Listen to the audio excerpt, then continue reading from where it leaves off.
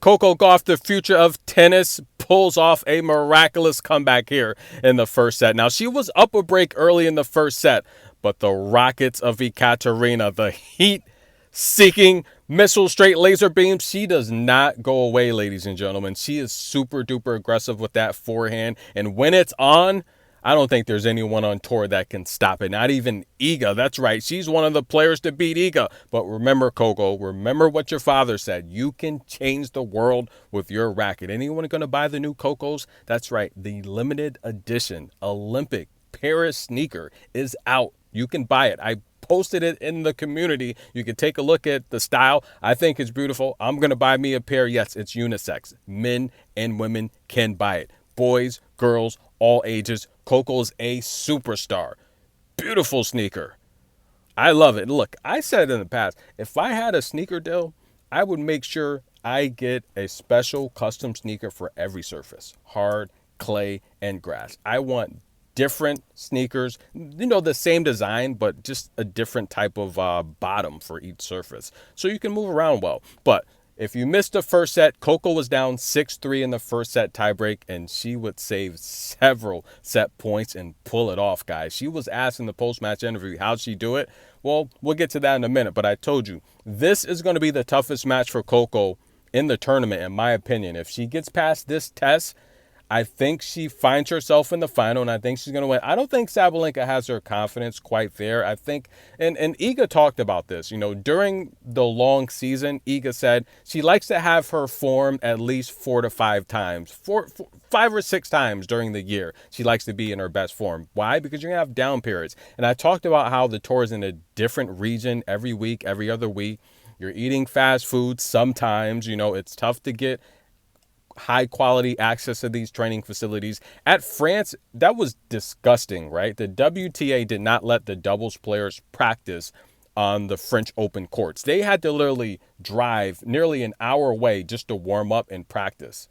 Well, essentially not warm up, but to practice between off days. That's horrible and that's unacceptable. So with the tour being all over the place, different regions, different parts of the world, it's tough and you lose your form. And I've highlighted the players that I think lose their form a little bit too much. But look, it's a mental thing. It's also a physical thing. But this first set tiebreak, Coco would come back and pull it off, guys. And that was miraculous. Ekaterina hits hard. But what's next for Coco in her draw? I think she's got the green light. So Listen obviously in. I wasn't thinking about it.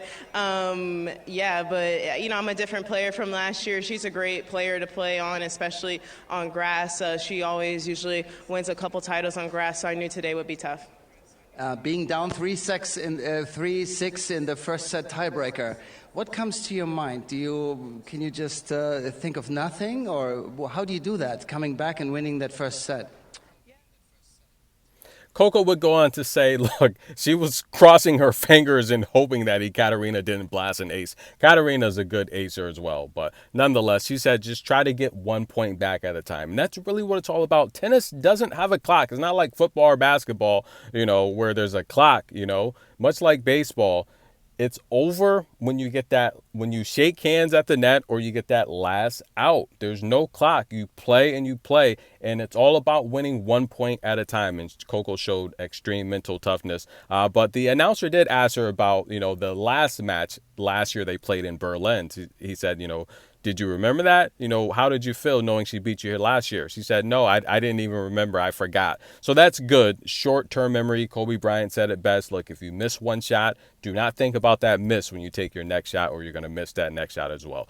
But again, Ekaterina last year, I just felt Coco mentally wasn't there. It was time for a change. And of course, Brad Gilbert would come on right after the loss to Sophia Kenin at Wimbledon. And I think Coco is going to win Wimbledon this year. I think she's going to be in this final, at least this final here in Berlin. And looking at the other side of the draw, we want to see Elena Rybakina and Coco. You guys talk about the big three. We know Coco's number 2 in the world. We want this showdown. Elena Rybakina and Coco. We've been waiting for it. We want it.